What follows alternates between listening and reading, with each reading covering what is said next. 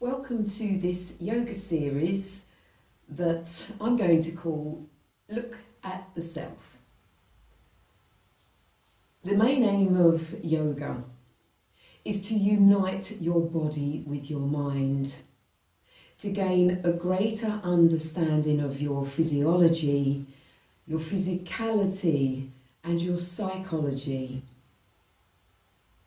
Yoga is not religious. It is available for everyone to practice in their own way.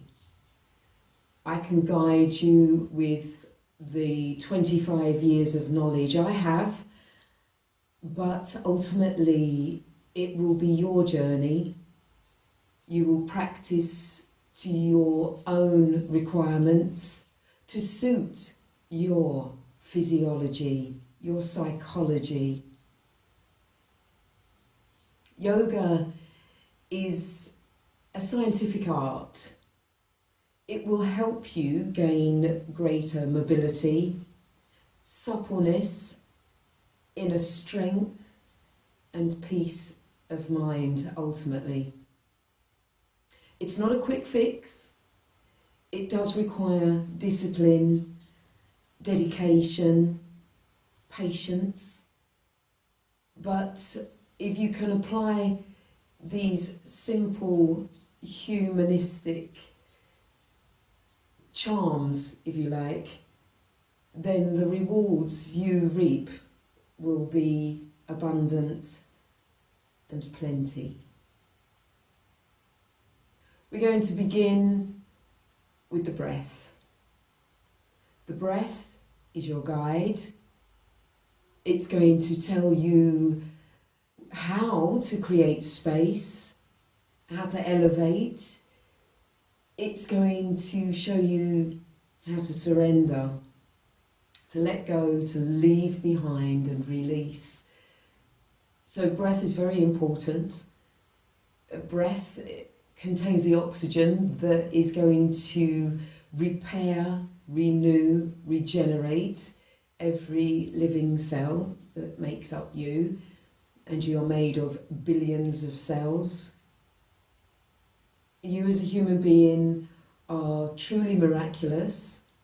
You have so much potential and possibly infinite, untapped levels of energy, immunity, strength and wisdom. And by applying some discipline to practice yoga, you'll have all these tools in your life toolkit. So in a seated position, preferably cross-legged. If this is unavailable for you at the present time, then even sit in a chair. Just ensure that your back is upright. So you might like to have a wall behind you to help. You may find that when you first sit cross-legged, you might slump. And this is because this has become a learned behaviour for you in the way that you sit. And possibly your lost connection with your core. So maybe close the eyes now and take an inward look and think about your stomach, your abdominals. And as you take your mind into that area, activate and engage it to bring your head and shoulders to rise up and settle themselves over your hips. So ultimately, your stomach muscles, your abdominals, have now gripped onto your spine and straightened it. This may feel abnormal to begin with, but again, it's possibly just where you've lost that connection with your centre.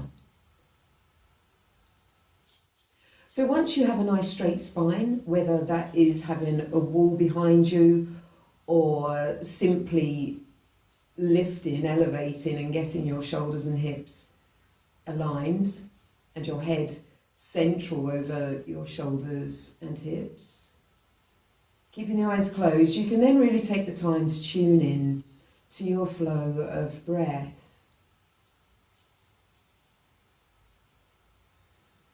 Observe this cyclic breathing that you have. Inhalation and exhalation.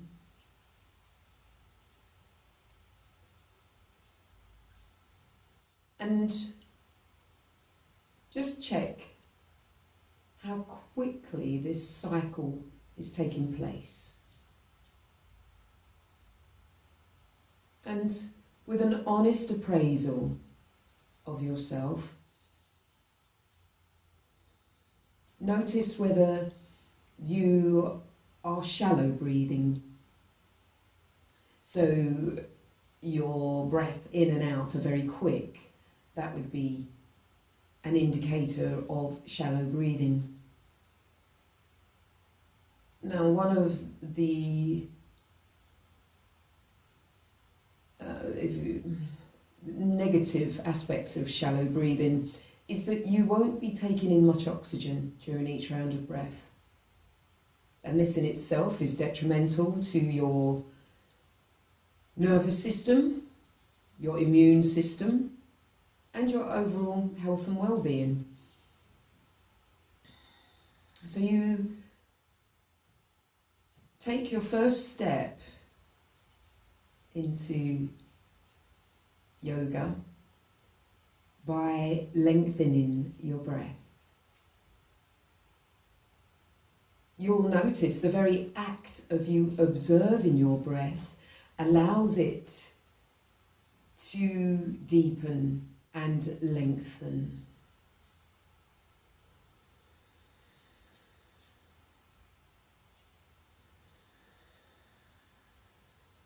And after several rounds of connecting with your breath and noting whether you are a shallow breather or if indeed you already have quite long, distinct and full breaths in and out,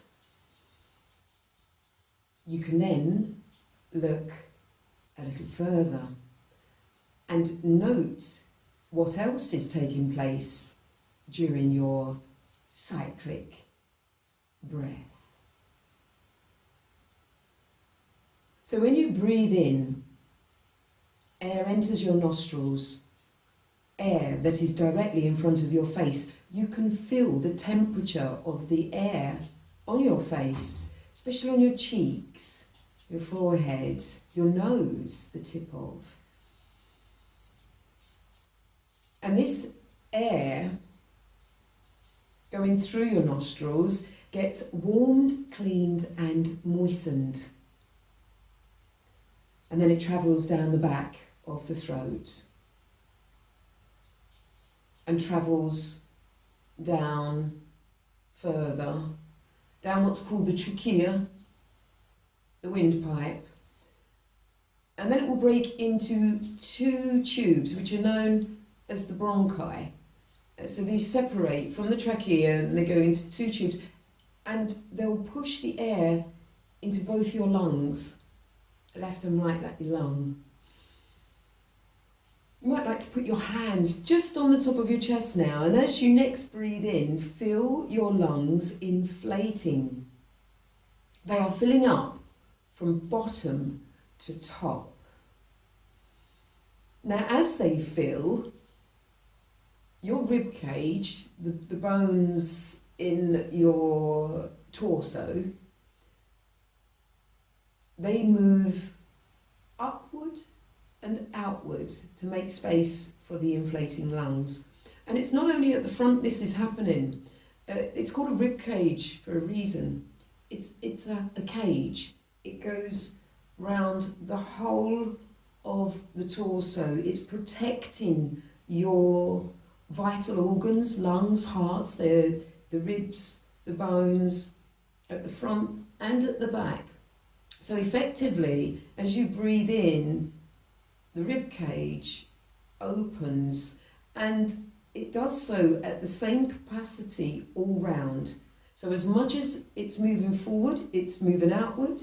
As much as it's moving outward, it's coming out of the back as well. It enlarges. And as the rib cage does this, the diaphragm, which is an expanse of muscle here, it moves downwards and it gently massages all the organs, the digestive tract, the tummy, the spleen, the kidneys, and also it's making room for those inflating lungs. So you can actually take a breath in that expands through the whole of the torso, right into the tummy, right up to the shoulders here, right into the upper back, the sides of the body. It's a full and complete breath in. As you breathe out, everything gets reversed. So the rib cage will close. It will close at the front, the sides and the back equally. The diaphragm will return to its original position. So it comes back up to settle just beneath the rib cage.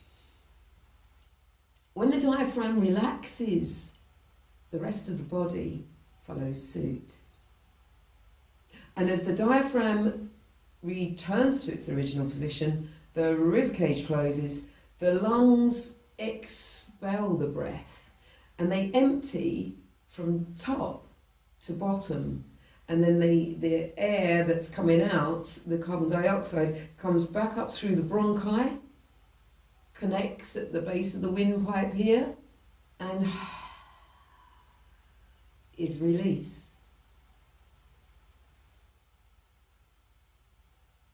Taking back your central position with a nice upright spine and eyes closed.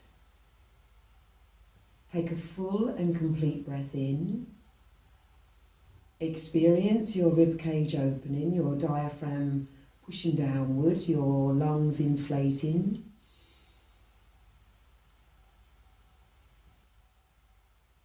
And then journey with that breath out, experiencing the lungs emptying, the diaphragm relaxing, and the rib cage closing. Stay tuned in.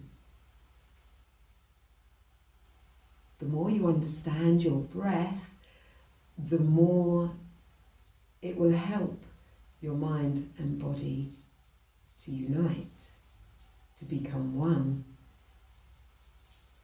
Now also, as you breathe in and your chest rises, your belly button, you might like to take a thumb and just put it into the belly button.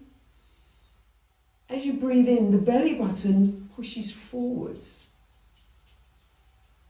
And as you breathe out, the belly button pulls in, back and down toward the base of the spine. Couple more breaths. Become acquainted with this.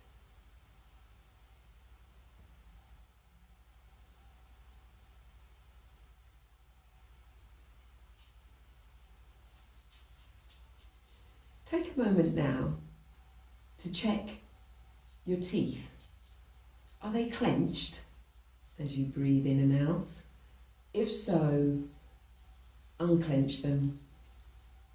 Allow your jawline to relax and soften the skin on your face.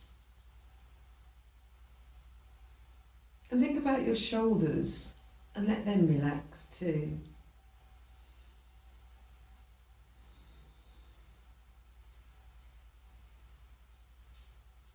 The more you can soften and relax before you practice yoga, the greater ability you will have to increase your suppleness and your flexibility because holding on to tension or stress merely deflects away from suppleness. It causes rigidity, and this is what we want to depart from.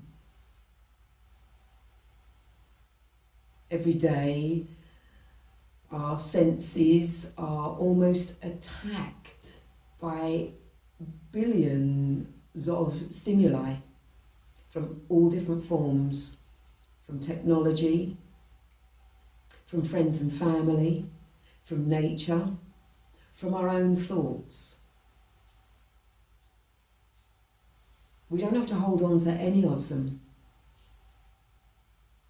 We can take them in, draw them in, and immediately release them like a breath.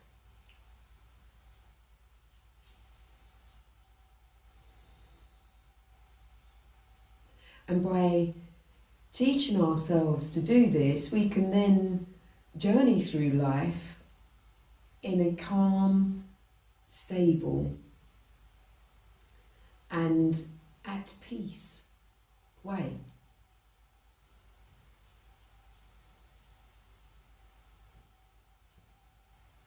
So looking at the self does have a lot to remember, to understand, to connect with. Just have patience. Be patient with the self. Keep practicing.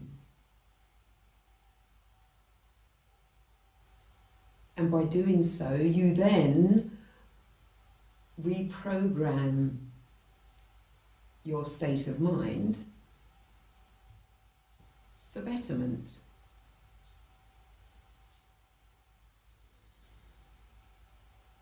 You might like to uncross the ankles and recross in the opposite way. You'll have a dominant side to your mind and your body. For over the years, you've tended to always depend on your strong side rather than bringing the weak side up to speed. So another great thing about the uniting of mind and body through the practice of yoga is that you tap into new possibilities and new potential by bringing both sides of mind and body to become equal. It might even be great to practice this by possibly brushing your teeth with your weaker hand, or using your fork to feed yourself with your weaker hand. Again, to begin with, this may feel abnormal, but by practicing it, it will actually bring new potential strength to you.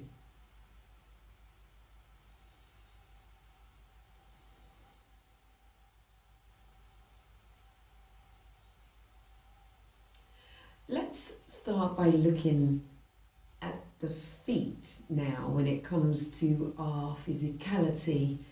We tend to take the feet for granted. Indeed, many of us humans take our whole being for granted, little understanding how miraculous we truly are. But first and foremost, the feet do a lot of work for us. We stand on them, walk on them, run on them. We tend not to touch them too much because they're so far away from us when we're standing up. So now is the time to give our feet a little acknowledgement and a little bit of love and attention. So let's bring our right foot in towards our left hand if we can. Do this whichever way feels comfortable for you. You might like to sit on a sofa, you might like to have your other leg stretched out. You might like to have someone else do it for you. in exchange for you doing it for them. However you feel best, bring your right foot as close towards you as you can, and see if your right arm can hold that foot in position. Now, the bones of your toes are called phalanges, and as you grow old, they get very rigid. Even if you're a youngster now, watching this and beginning your practice, and your toes are lovely and loose, just remember that we all age, and by practicing now and keeping that flexibility you have will be one of the greatest things you can do for yourself. So that as you grow older, you are going to be less likely to be dependent on someone else to assist with you, maybe walking when you're in your 70s, 80s, 90s, centenary. And if you're already aging and of the older age bracket now, then it's not too late to start. You can let go of that rigidity. It will take a while, and it will take some perseverance and some patience. But bones are still repairing and renewing. Your mind is infinite. The power of your mind is infinite. You can look at your toes and tell them that you're giving them love, that you want them to loosen. And over time they will do. It's just about reprogramming, reversing the state of living that you've done up until now, whereby you may never have looked at your feet or given them any attention, taken them for granted.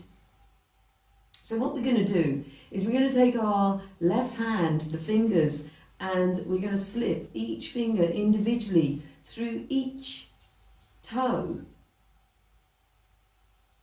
And this may not be possible to begin with because your toes might be really tight and clustered together. So you might want to take one at a time, and every time you breathe out, remember your diaphragm's relaxing, your body's following suit, so you're surrendering, you're letting go. So as you breathe out, the toe will go, let go, and it'll open up, and before you know it, you'll be able to put a finger through. And then the next one, and then the next one, and then the little pinky. Just be patient. And once you can get those fingers through the toes, you can then gently just move them backwards and forwards. Nice and gentle to begin with. They may not want to move to begin with, so you have to really connect with the breath.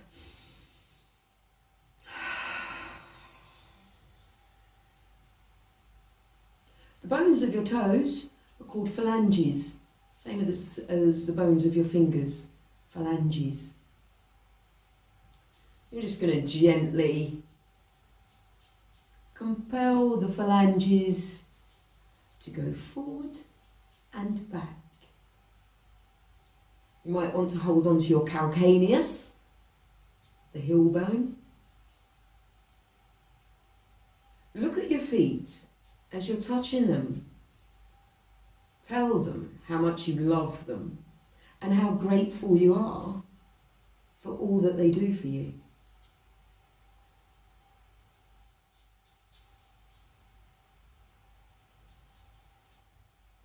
And then release and just gently stroke the toes in their natural flowing direction. And then bring the hand to gently stroke them in the opposite direction. And then Have a look at the front of the feet. These bones here from the phalanges move up into your metatarsals.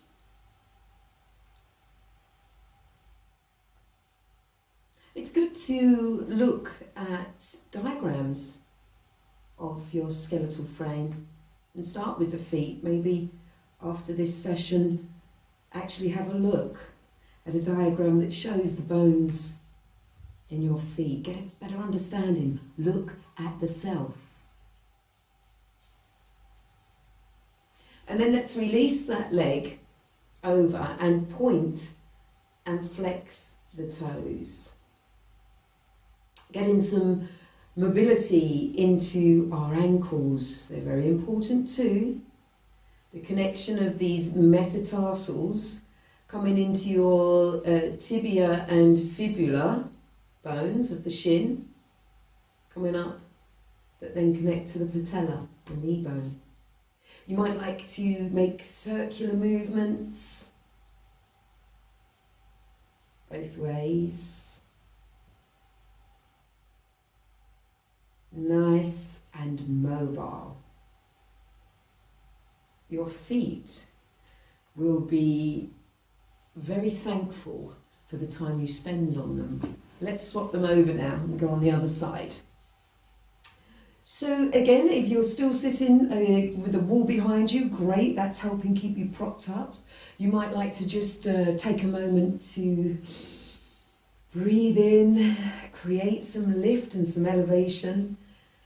Remember, every breath in brings space into the body, and every breath out is surrender.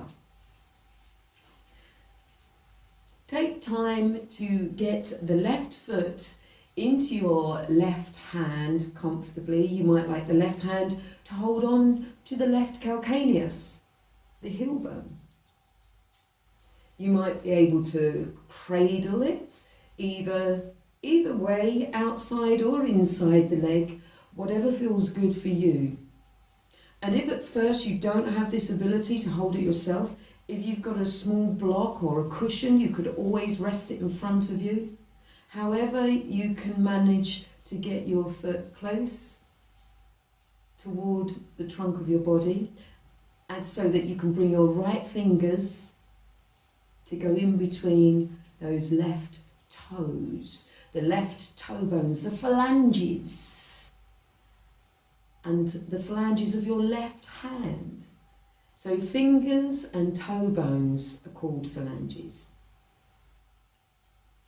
And then once those fingers are through, it's just about easing those bones to move backwards and forwards. And if at first they feel as if they're not going to move, that's possibly because you have ignored them for years and years, and they may not want to talk to you to begin with because you have ignored them for so long, but they'll come round.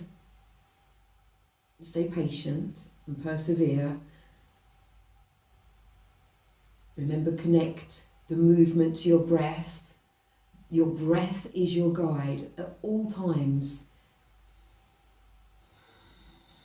And if you have a lot of rigidity in you, if you're very set in your ways, then breathing out is going to be important. It's all about letting go.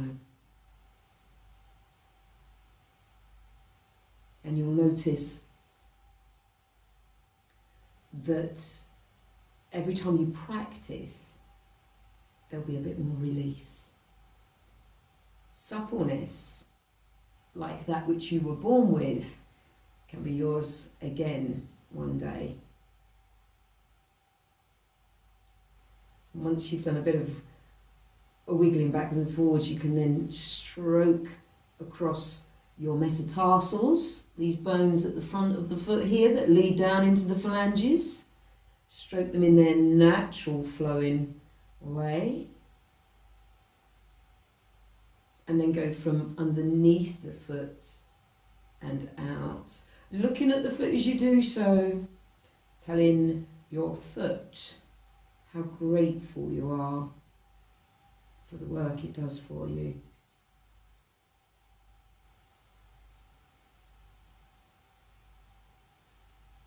keeping your feet in good health is something everyone should aspire to do. And then let's release that leg, our metatarsals here, coming up into our tibia and fibula bones of the shin. And then we point and flex the foot.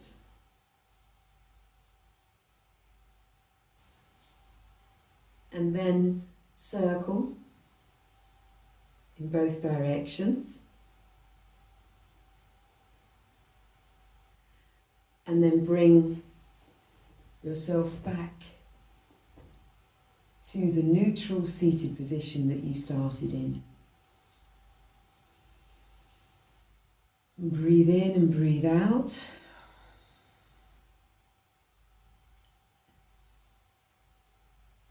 And the next time you stand up, you will feel quite a difference in the feet. New energy from the soles of your feet will draw up through the legs. You're going to feel that you've already tapped into a new sense of self, having looked at the breath and started down at the base with your feet. And then we'll come back again tomorrow and move on to the next session of Let's Look at the Self Yoga.